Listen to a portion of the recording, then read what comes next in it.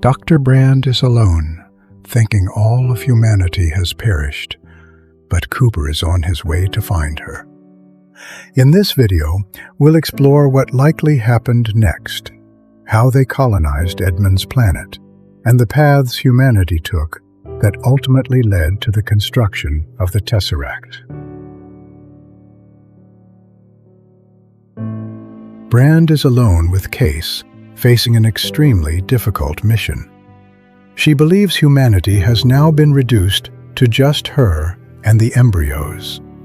She feels the crushing weight of responsibility, along with the grief of having lost everyone she loved. But she has a plan.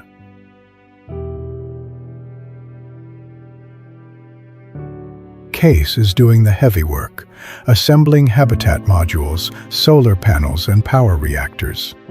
They need to map landslide zones carefully so they don't repeat the same mistake that killed Wolf Edmonds.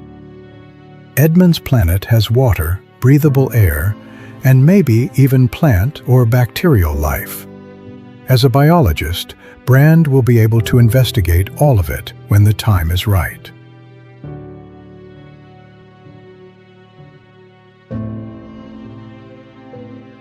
Brand cannot believe what she is seeing. Cooper has returned. Nothing seems to make sense, but Cooper brings earth-shattering news. He tells her how he managed to communicate with Murph, and that Plan A actually worked. Brand's desperate situation on the planet changes completely. Cooper's ranger brings extra supplies, batteries, and most importantly, TARS. With 2 military-grade robots, TARS and Case, and a brilliant engineer, the base's construction capacity triples. And their priorities change. There's a high chance they'll be able to communicate with the rest of humanity once Cooper Station crosses the wormhole. But that could take years. For safety, Cooper Station will need to carefully evaluate the crossing, send scouts ahead, and take every possible precaution before risking an entire civilization. With not enough fuel to return, and no guarantees that Cooper Station will arrive anytime soon, Cooper and Brand have no choice. They must carry out Plan B.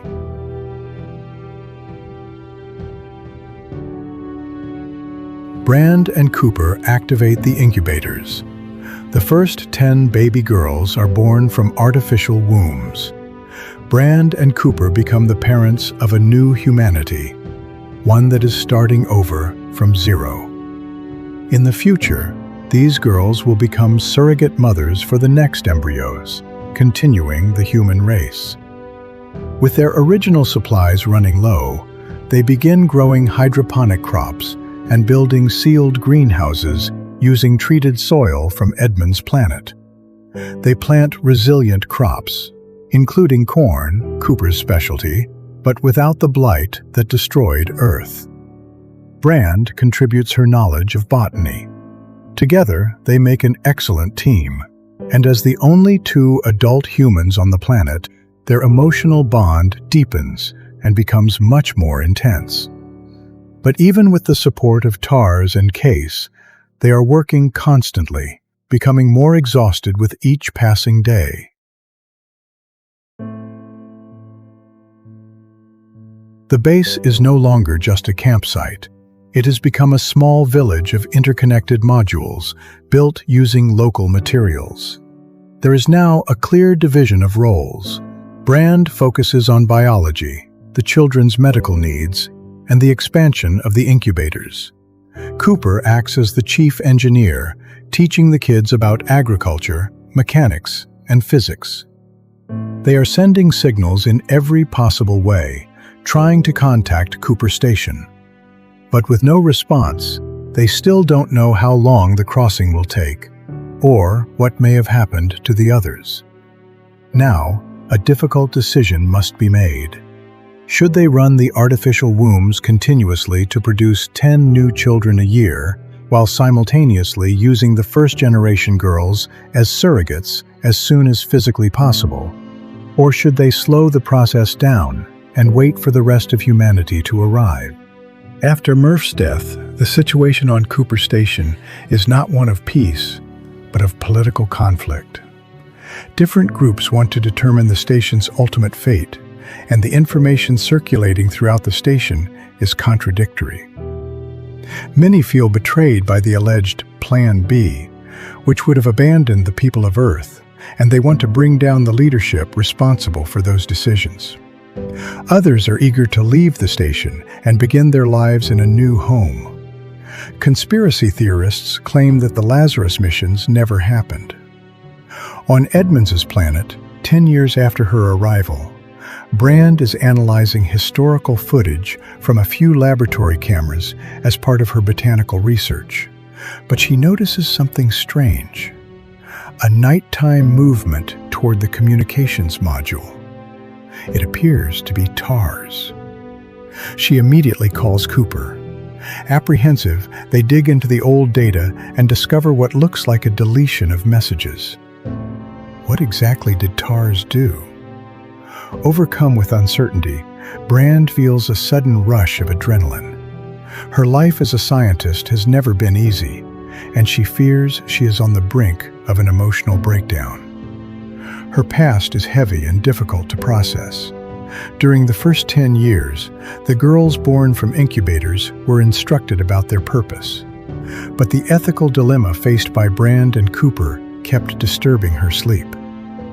Should the future of humanity depend on choices quietly planted in the minds of innocent girls? Should contributing to reproduction be treated as an impersonal choice? Brand feels that her father's plan was far more difficult than she ever imagined back on Earth. In the other galaxy, Plan A seemed to be following its course. Cooper Station had been slowly dispatching expeditions to reevaluate the 12 original planets. Unlike the desperate rush of the first Lazarus missions, these efforts are now bogged down by bureaucracy and strict safety protocols. And while studying the promising three-planet system near the black hole Gargantua, scientists realized something new. Gargantua's accretion disk and gravitational lensing interfere with their observations. Depending on the orbital geometry, Edmonds' planet remains behind Gargantua's veil for years at a time, making contact and travel difficult. Cooper's departure had taken advantage of one of the last windows of opportunity. This means that the reconnaissance expedition to Edmonds' planet would have to be the last of the 12. Due to conflicts of interest, Cooper's escape was kept strictly classified. Only a handful of messages were transmitted to Edmonds' planet before the communication window closed, instructing, "Do not alter the planet's ecosystem. Suspend Plan B until authorities arrive. It may take time." But they never received those messages. TARS and CASE had been programmed to preserve humanity and ensure the execution of Plan B. By secretly monitoring the messages, TARS concluded that Cooper Station's instructions were not appropriate. Cooper confronts him harshly. "You lied to us." TARS says that omission is different from lying. The situation on Edmonds' planet is transformed. Cooper considers shutting down the robots he can no longer trust. Some of the girls defend them. They have grown too attached and see them as living beings. Suddenly, the hatch where they are standing is opened from the outside. Two humanoid robots enter and ask, "Do you support the Meridian Concord?" Confused, Cooper tries to take a more peaceful approach, but Case, as a military robot, steps up to the front line. Once again, the fate of the planet and of humanity is being put to the test. The Meridian Concord is the federation that controls the expeditions and Cooper Station. But the demand for democracy has been causing deeper and deeper divisions. To convince the population and prevent factions from forming, the Meridian Concord wants the figures of Cooper and Brand on its side when the time is right. But its style of governance is becoming increasingly authoritarian, and that is reflected in its machines. Shortly after arriving, the humanoid robots realize that Edmonds' planet has not followed the guidelines of Plan A. and they begin taking a more aggressive approach. The Meridian Concord's grip on power is already hanging by a thread, and any misstep could trigger their downfall. While it waits for news from the expedition to Edmonds's planet and tries to establish control over the station, the situation descends into chaos when an independent scientist publishes evidence that the wormhole may be becoming unstable and could soon close. The decision of whether to cross and where to go will have to be made soon. But by whom? Amid the disorder, one of the workers leaks the information that Murph's father left the station years earlier. It is curious to think that humanity will eventually evolve to the point of constructing the Tesseract. But what kind of humanity will that be? Trying to make things right with Cooper, Tars fights the robots sent by Cooper Station. His circuits are severely damaged, and Case is also heavily battered. Fortunately, they manage to obtain a few answers about the current state of civilization. Once Cooper realizes what is truly at stake and speaks with Brand, he decides to use the ship left behind by the robots and pay the station an unexpected visit. The pressure for elections aboard Cooper Station intensifies. The Meridian Concorde has General Kessler as its central figure, and there is no consensus on who would be the best candidate to challenge him.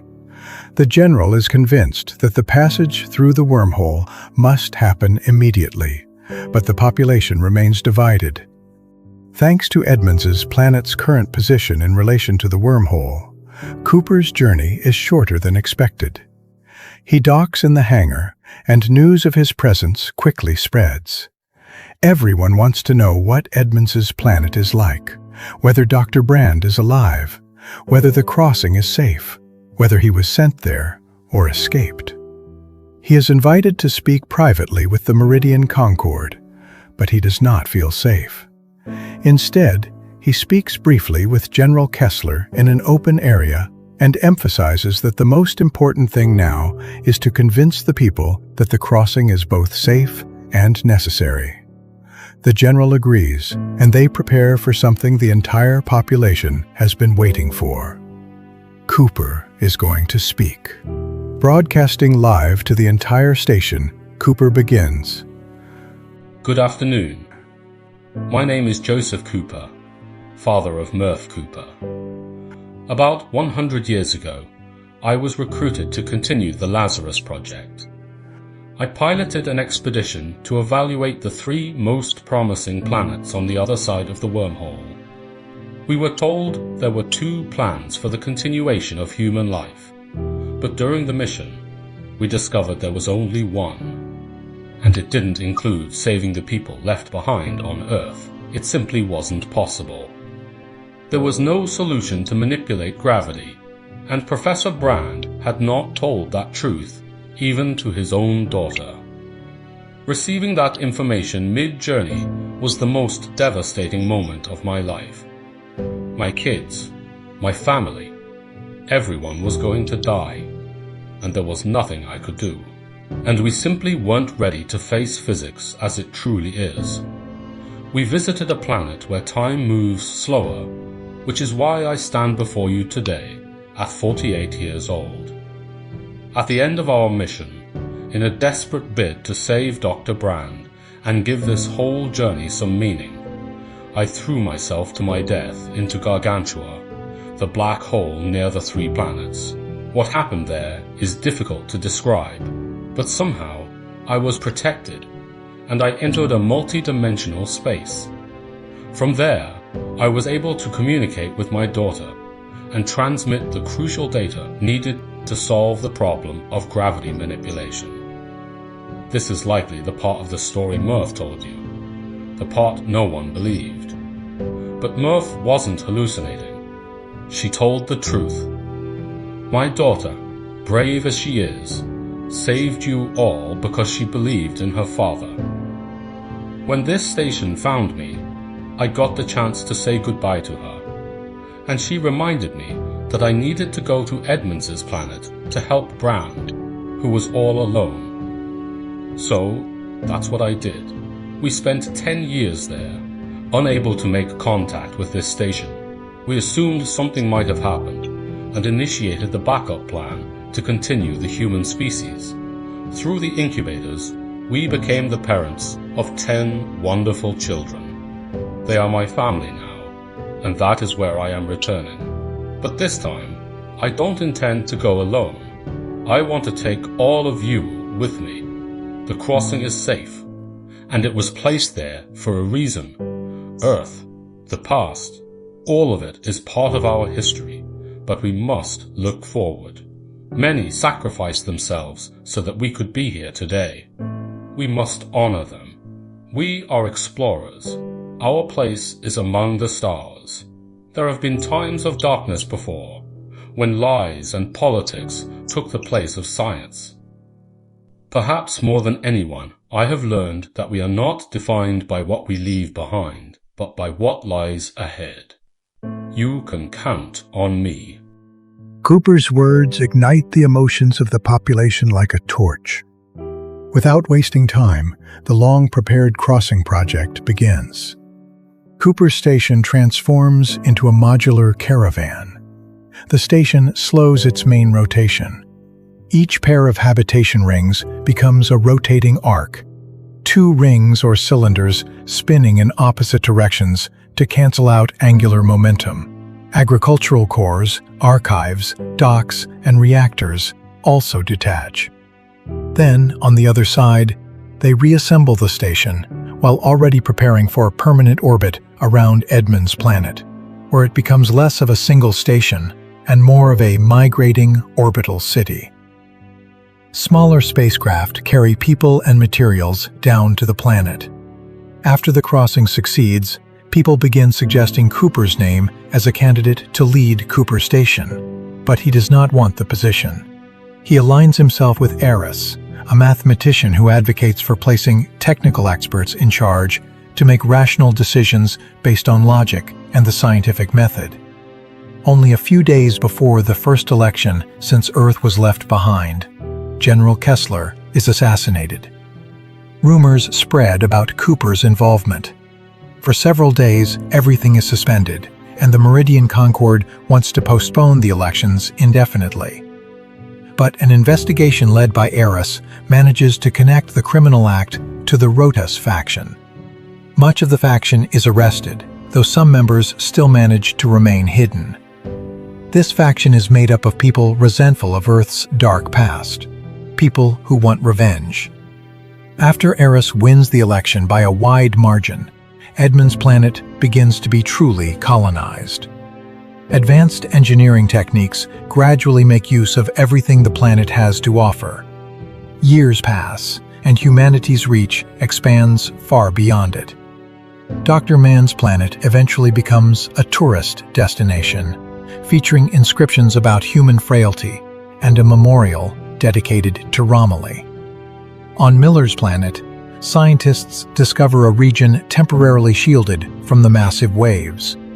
Some people with terminal illnesses decide to relocate there to wait for technological advancements, since every hour on the surface equals 7 years in the outside universe. The planet essentially becomes a temporal refuge for those wishing to live in the future. Meanwhile, the study of Gargantua continues to accelerate scientific discoveries. There is a population boom and little need for politics, since the abundance of resources and possibilities leaves most people satisfied. At the age of 80, Cooper and Brand know that if they go to Miller's planet, they can wait for technology to evolve enough to extend life. They decide to go there.